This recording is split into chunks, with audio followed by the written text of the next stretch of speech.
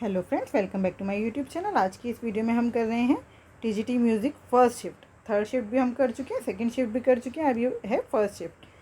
इसके 10 क्वेश्चंस करेंगे एक वीडियो में, दूसरी वीडियो में next 10 question. Question number 1, a chart shows the valid votes received by all 5 candidates P Q R S and T. तो हमें बताना है अगर एस को 2400 वैलिड वोट्स मिले तो टोटल वैलिड वोट्स कितने हैं। तो एस को कितने परसेंट वोट मिल रहे हैं? 16%। तो 16% इज इक्वल टू 2400। तो हमें निकालना है 100% कितना है, बस 2400 अपॉन में 16 इंटू में 100। बस 8 2 16, 8 3 24, 2 1 2, 2 1 50 300। तो ये हो गया 15,000। 15,000 is the right answer. Question number 2. Two taps can fill a cistern in 14 and 9 hours. A third tap can empty it in 17 hours. तो देखो ये A, ये B और ये C। A जो है वो 14 घंटे में भर रहा है, B जो है वो 9 आवर्स में, और C जो है वो 17 घंटे में खाली कर रहा है, इसलिए मैंने माइनस का साइन लगा दिया। इनका एलसीएम क्या होगा? इनका एलसीएम इनका मल्टीप्लिकेशन ही होगा, और क्योंकि कुछ कॉमन तो है नहीं, तो A को कितनी देर लगेगी, मतलब A की एफिशिएंसी क्या है? तो जब हम 14 इंटू 9 इंटू 17 को 14 से डिवाइड करेंगे तो क्या आएगा? 9 इंटू 17 मतलब कि 153। जब हम 9 से इसको डिवाइड करेंगे तो क्या आएगा?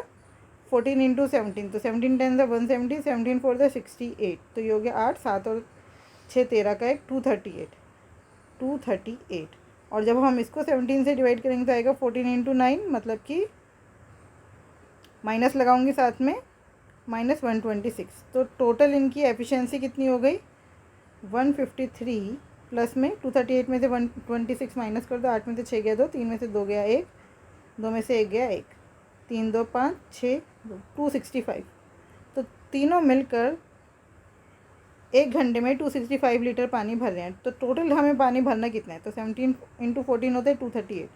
238 को 9 से और मल्टीप्लाई कर दो, तो 238 इंटू 9 का क्या मतलब है? 238 इंटू 10 -1 भी लिख सकती हूँ ना, तो ये हो गया 2380 माइनस 238। 10 में से 8 गया 2, 7 में से 3 गया 4, 3 में से 2 गया 1, 2142। 2142 हमें 2142 को 265 से डिवाइड करना है। ठीक है, अब आप देखो 265 10 होता है 2650, तो ये उससे थोड़ा सा पहले है, तो आप 87486 है ना यहाँ पर, तो आप 8 पर करके देख लो 265 को। 6 5 ज़ा 40 का 4, 8 6 ज़ा 48 और 4 52 का 2, यहाँ 5 कैरी, 8 2 ज़ा 16 और 5 21। देखिए 2120 आ गया और रिमाइंडर बचा 20। Third is the right answer. Question number 3, a 275 metre long train is moving at a speed of 58 kilometre per hour. A man is running at a speed of 8 kilometre per hour in opposite direction.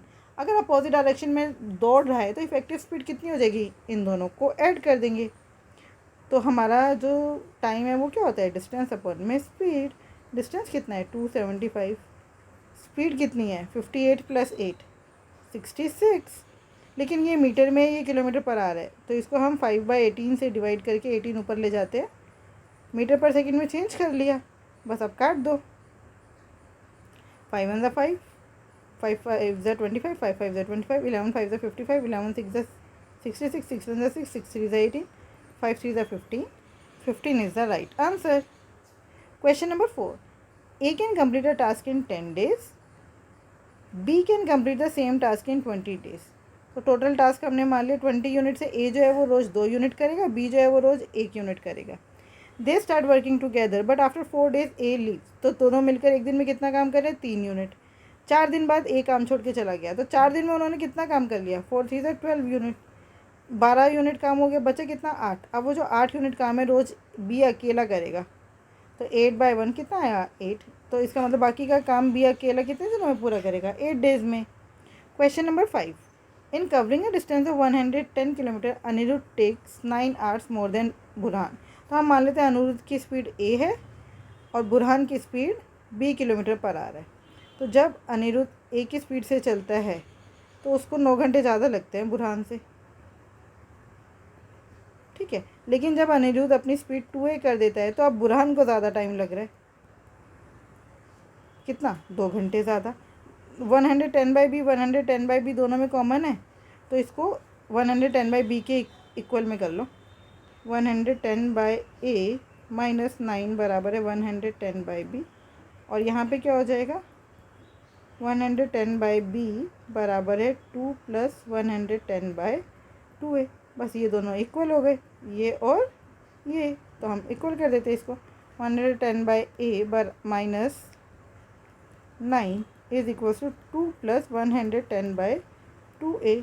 2 × 2, 2 5 × 10, 2 5 × 10, 9 इधर plus में आएगा, ये इधर minus में आ जाएगा। 110 minus 55 upon में a is equals to 11, तो ये हो गया 55 by a is equals to 11। 11 5 से 55, a की वैल्यू आ गई 5 kilometre per our.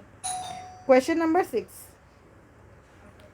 The average price of 3 items of furniture is 16,530। Average है तो टोटल प्राइस क्या होएगा, टोटल प्राइस 16,530 इंटू में 3। हमें निकालना है कॉस्टलीस्ट, मतलब सबसे महंगे आइटम का प्राइस। तो महंगा कौन होगा, जिसका रेशो 7 है, तो बस 16530 इंटू 3 इंटू में 7 बाय 7 3 10 और 5 15, 3 5 15, 5 1 5, 5 2 10। ठीक है, तो अब आप देखिए यूनिट डिजिट में क्या आ रहा है, सबका यूनिट डिजिट अलग है। तो 3 2 6, 6 7 42, यूनिट डिजिट आ रहा है 2, तो जहाँ पर भी यूनिट डिजिट 2 है वही आंसर है। Question number 7, P divides 320 leaving a reminder of 24। तो 24 इसमें से माइनस कर दो, 320 में से 24 गया तो कितना बचा 296। अब हम देखना है 296, और उन्होंने पूछे लार्जेस्ट 2 डिजिट नंबर, लार्जेस्ट, तो पहले 78 से देखते हैं। देखो 78 10 होता है 780, है ना, इसका मतलब ये 78 के टेबल में अगर आता है तो डिवाइड करता है, नहीं तो नहीं। तो अब आप देखो 8 के टेबल में यूनिट डिजिट पर 6 कब आता है, यूनिट डिजिट पर 6 कब आता है 2 पर, तो 78 2 जा तो ये 296 नहीं होता, 8 2 16 156 होता है, तो इसका मतलब 78 के टेबल में 296 नहीं आ सकता, ये तो नहीं होगा। फिर आप देखो 74 का टेबल, 4 के टेबल में 6 कब आता है यूनिट डिजिट पर, 4 4 16, 4 पर आता है, 4 से मल्टीप्लाई करके देख लो, 4 4 16 और 1, 7 4 7 4 28 और 1 29, 296 आ गया। 74 is the right answer.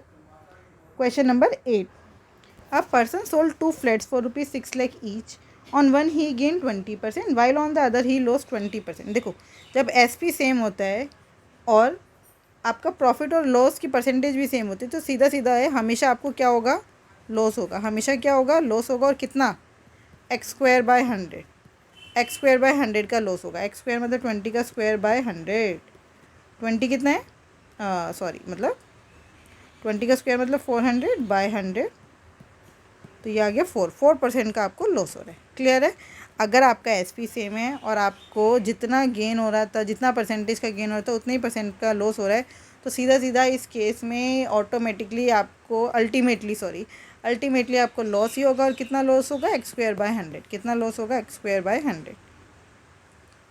Question number 9 पूरा नहीं है, वो आपसे पूछना चाह रहे थे, शायद वॉल्यूम दी होगी तो आपसे रेडियस या कुछ देखिए। अब तो बस मैं आपको इसमें स्लैंड हाइट अगर दी है तो आपको हाइट कैसे निकालने वो बता देती हूँ। L जो है वो रेडियस के ट्वाइस के बराबर है, R तो R ही है, तो हाइट क्या होता है, √ में L² माइनस R², 2R का स्क्वायर मतलब 4R² माइनस R², तो कितना हो गया, √ में 3R², तो ये हो गया √3R। क्लियर है, हाइट आपको निकालनी मैंने बता दी। अब क्वेश्चन पूरा नहीं है, नहीं तो हम इसको पूरा कर लेते। Question number 10 and the last question of this video, find the ratio of third proportion of 6 and 8 with the fourth proportion of 3 4 and 10। तो देखो थर्ड प्रोपोर्शन क्या लेंगे हम, थर्ड प्रोपोर्शन हमने ले लिया x, इसका मतलब ये है 6:8 इज़ प्रोपोर्शनल टू 8:x। इसका मतलब 8 का स्क्वायर या 8 × 8 बराबर है 6 × x के, तो 6 डिवाइड में आ गया, 8 × 8/6 is equals to x। Fourth proportion यहाँ पे y ले लो, इसका मतलब क्या है, 3:4 इज़ प्रोपोर्शनल टू 10:y। इसका मतलब 4 × 10 बराबर है 3 × y के, 3 डिवाइड में आ गया, 4 × 10/3। अब उन्होंने बोला x/y निकालो, तो x रेशो y बराबर है 8 इंटू 8/6 इंटू में 4 इंटू 10, और ये जो 3 इधर डिवाइड में आएगा इसको मैं सीधा ऊपर लिख दूँ, बस 3 1 3, 3 2 6, 2 4 8, 8 से 8 कैंसिल, 2 4 8, 2 5 10। तो x रेशो y आ गया 4:5। 4:5 is the right answer. I hope ये 10 क्वेश्चंस आपको समझ आए होंगे। फिर भी कोई डाउट है तो आप मुझसे जुड़ सकते हैं @mathsps1 टेलीग्राम चैनल पर। Thank you, keep learning, keep practising.